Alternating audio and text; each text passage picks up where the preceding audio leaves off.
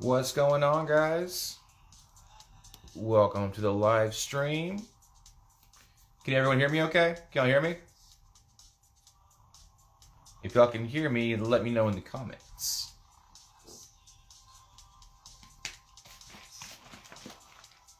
I don't know what this means.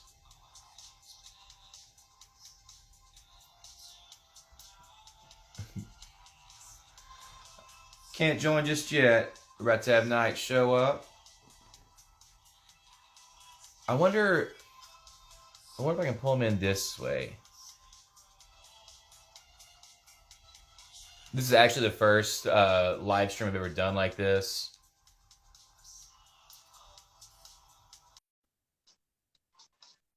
Okay.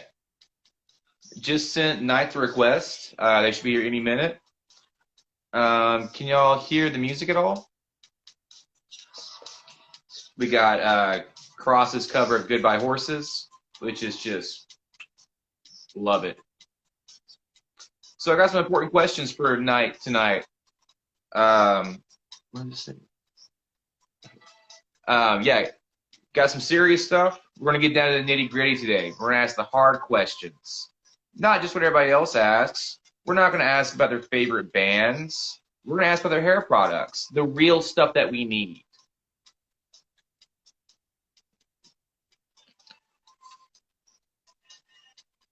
This is, it's not very clear. Yeah, it's kind of low.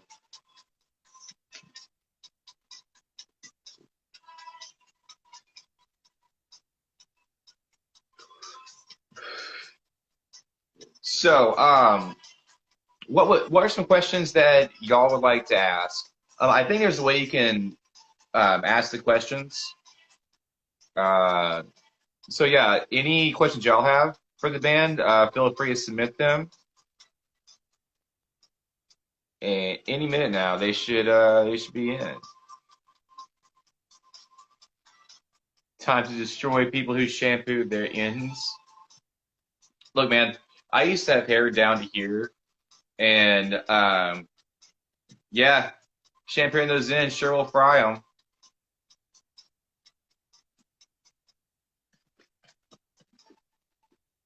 While we're waiting on, oh, hold on.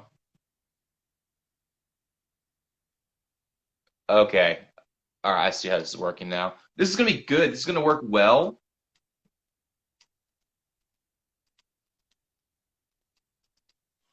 Oh, because I've been inhaling stuff into my lungs since I was 12 years old, so my lungs can handle pretty much anything. Okay, but while we're waiting on NITE to come in, let me go over some of the new artists that have been put on the playlists. We got Oliver Marson. He's in the #1 spot right now on the Spotify playlist. The song's called "Time for Love," and I guess we could play it.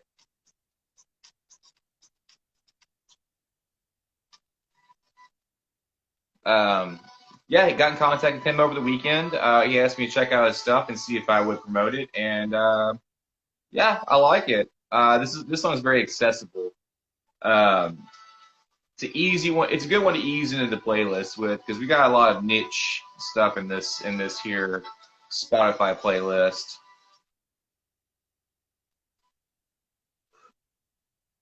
Sure do wish Spotify didn't suck because I don't have this playlist on Apple Music. Okay, so another artist that we got on the playlist now is In Veil, and I bet this one would like really appeal to the Rob Zombie fans in the chat. They got a female lead singer, which is really cool, and a lot of energy. The song's called Lunatic, and that's on the Spotify playlist. The band is called In Veil. Check those guys out. The other one we got is Cruel Velvet. Kind of a death rock thing. They got a little more guitar in their music. A little bit of a heavy edge to it, but definitely in like the death rock like umbrella. Who else do we got here? The next one on the playlist is NITE's cover of Wood. Their Alice in Chains cover, it is delicious. The next one we got was an artist that has been on the playlist for a little bit. Their name is Status, and I'm actually really impressed with this artist. I've been listening to them a lot lately. Um, it's like a lo-fi, fuzzy, almost shoegazy thing, but very influenced by like Smashing Pumpkins. I can totally hear Billy Corgan singing the verse in this at any moment. Um, yeah, and also the vocalist does a lot of yelling, but does it well. Does it almost has like a Courtney Love Hole-ish feel to the scream. All right, let's see if I can pull in Night one more time.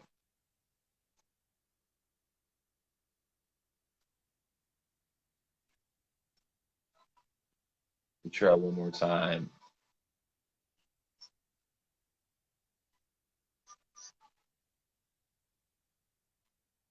Okay, I think I sent it through to them. What's up, dude? What's up, man? Mr. Jacob. Yes, sir. Good to see you. Have we ever met each other before? I don't know if we're sideways or not. Are we sideways? Y'all are sideways. I've seen y'all sideways. How are we gonna do this with the charger? We'll just have to like hover it. I'll tell you what. I'll do this way. Cool. So how you guys doing?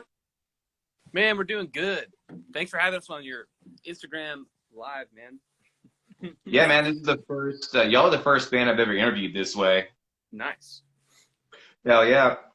So I have a lot of questions here. We're gonna get down to the hard stuff. Now, first, I'm just gonna get right into the nitty gritty. We're gonna go right down to business. What do you use? There you go. We're not gonna charge it. Yeah. There you go. Yeah. When we're out of batteries, we're out of batteries. Right. All right. All right, guys. Y'all about ready? Yes, sir. Okay. We're getting down to the hard stuff first. All right. Hair products. What are they? I want shampoos, conditioners, everything. I use, I can't remember what, I guess Dove.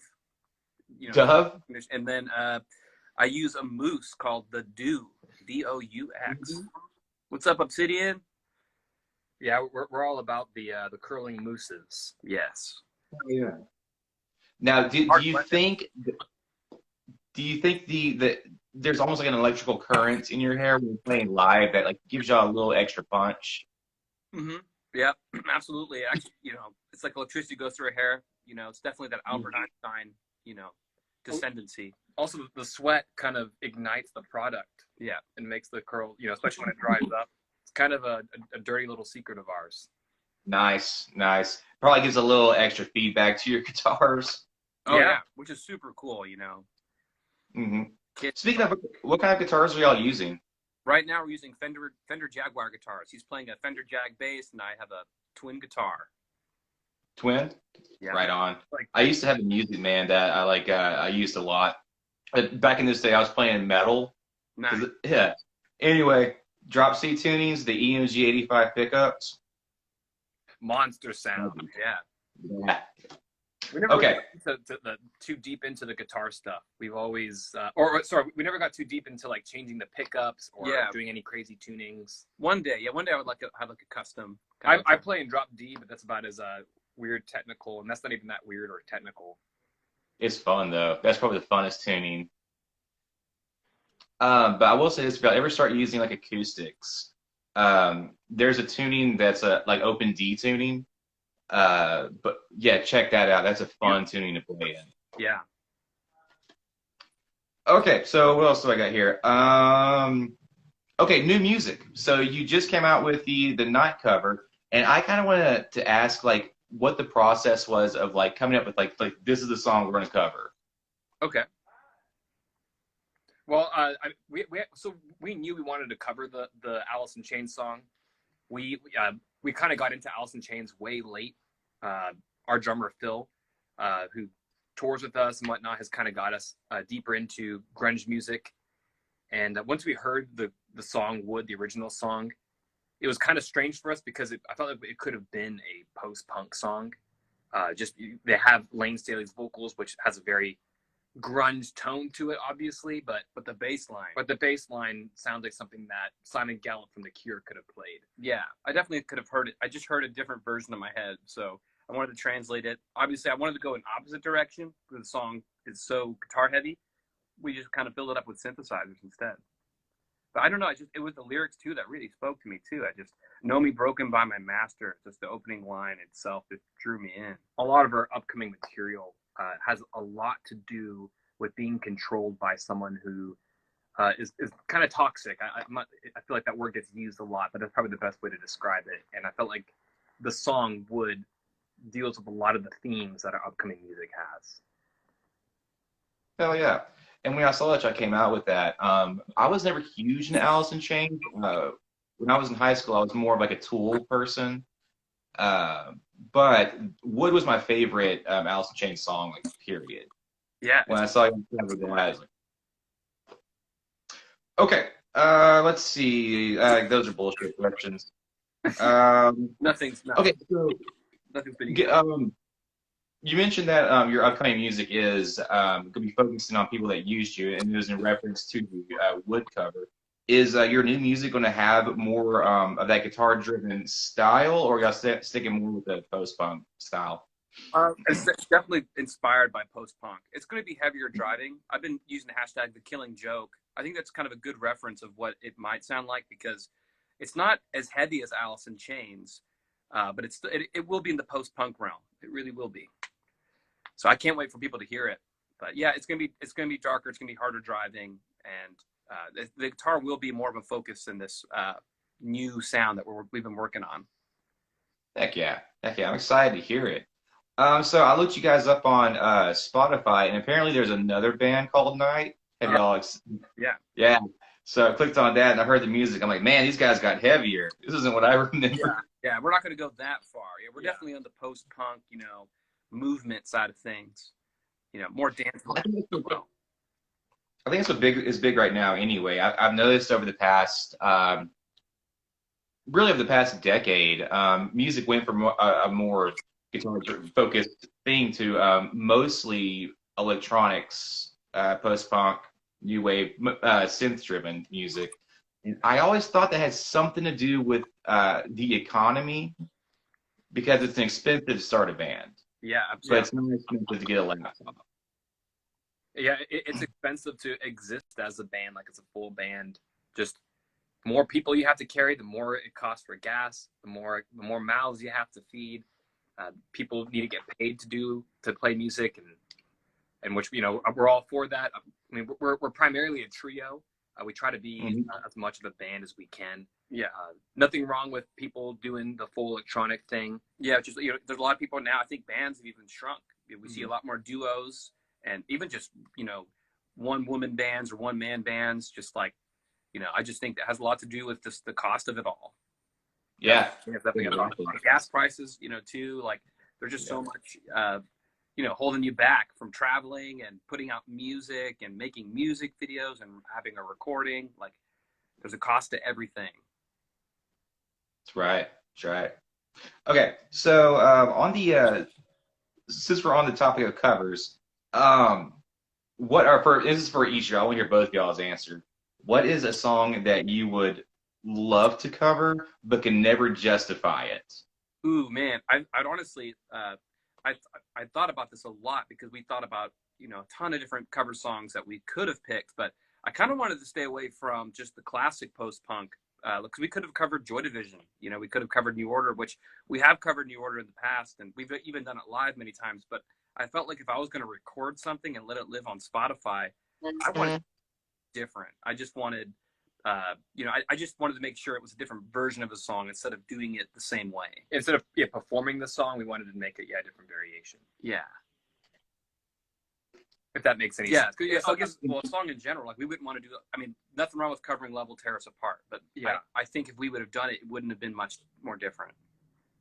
And I think if you played that live, there would be at least 7 people there going like, "Oh, of course they covered this song." Yeah. Yeah.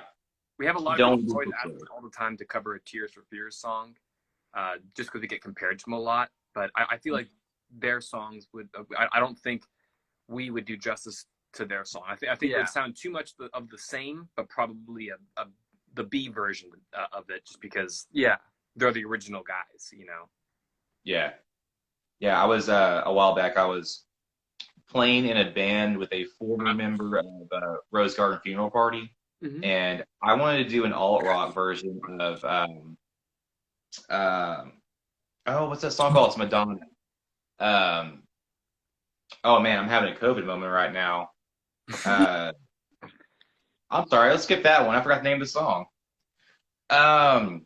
Okay, so another one I wanted to ask y'all, what is the movie that ruined you as children? Horror movies. Ruined us? Oh, like horror films. Well, I mean, Mm-hmm. the first one we've ever seen was the Ring movie. Just that was the first one. Honestly, I haven't returned to it, but I can't remember when it came out, how old I was, but we were young enough to be like, that was spooky. Yeah. That spooked me for a while. The Ring. So The Ring. that's I need to return to that movie. Do you remember it well? Is it even a scary movie anymore? Oh, okay. I remember when it first came out. Because back then we still had one of the TVs that like I think it was on a VCR still. Yeah. And back then we had a VCR and it went off. The screen was staticky, right? Mm-hmm. So I remember we watched The Ring, and then I went to bed, and then got up in the middle of the night, and the TV was staticky, and I was like, nah, I'm not. Definitely not going in there. I'm sure we had a TV that was static. Okay. That movie freaked me out.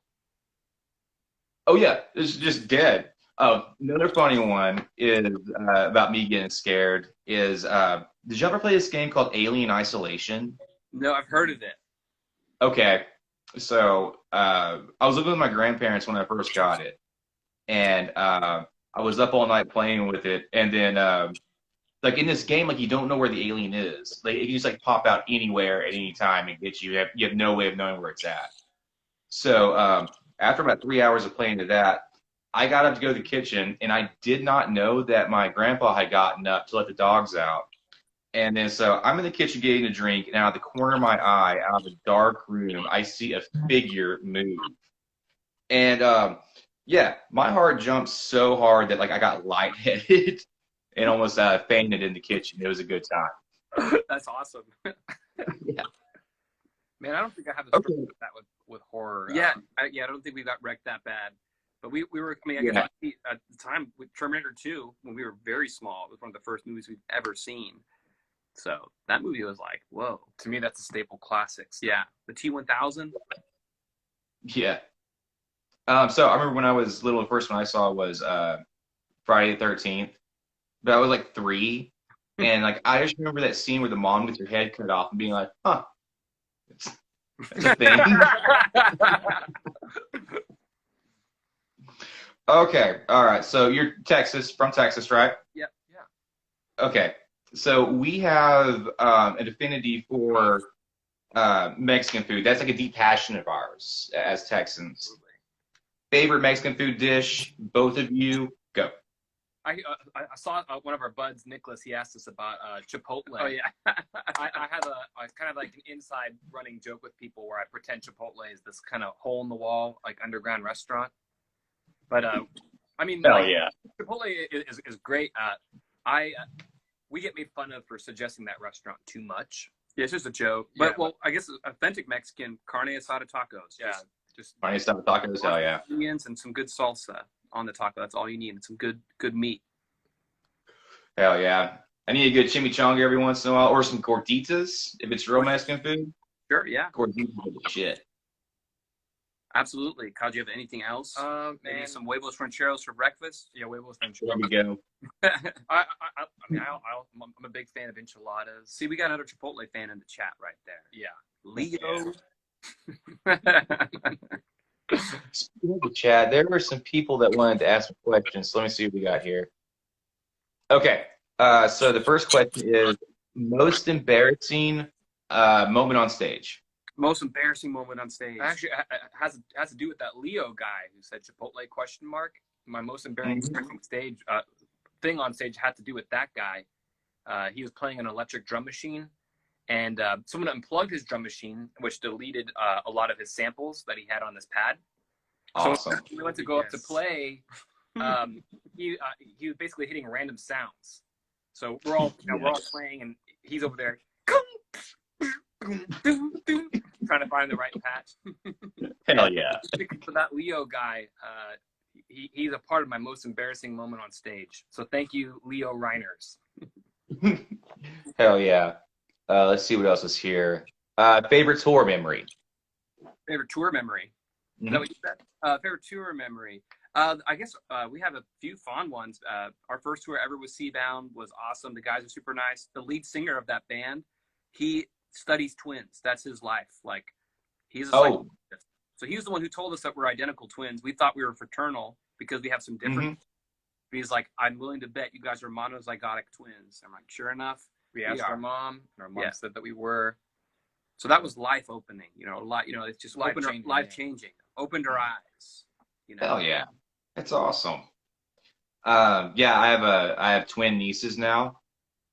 Nice. Okay. Congratulations. Yeah, there's 2 of them, and like I've been trying to steal one for a little bit because like I know my brother and he doesn't need 2 of them, so I'm going to steal one of them. Like, were they just born, or are they?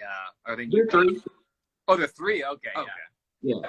So they can walk. So see, now the most fun because like I can teach them shit that my brother doesn't want me showing them. Like they love to like watch like ghost videos with me.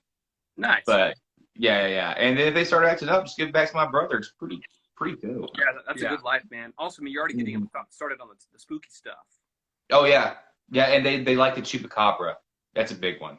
Oh, no, the El Chupacabra. I haven't heard that. Yeah. That's a classic. That's a good one. Because me and I have 2 brothers. When we were little, there used to be this show on Animal Planet called Animal X, right? This show was fucking terrifying. But it, like, you can find it on YouTube, and it's fucking, I mean, it's corny as hell. But anyway, they had an episode of the Chupacabra one night, and then we were in the living room, because we're from way out in the country. So when it's dark there, it's dark. So we're watching that, and then it shows like the old picture with the teeth coming out. And then my brothers and I, like, we could feel all the color going out of our face as we're just like, yeah. And my little brother raised goats. Okay. And yeah. And so after we saw that, like the goats would scream all night. And then one night I decided I needed to scar my little brother. And I told him, Caleb, Chupacabra's got your goat. It's ripped the head off the goat and it's still screaming. And then like 15 years later, he goes, that scarred me. Wow. Yeah, funny stuff. Okay. Here's what I want to know. What's the worst prank y'all done on each other? Oh man, on each other. You know, we're always the terrible duo, like the twins that the parents warn kids about, like don't hang out with those twins. We would play pranks on other people. Yeah, we're kind of back in the day.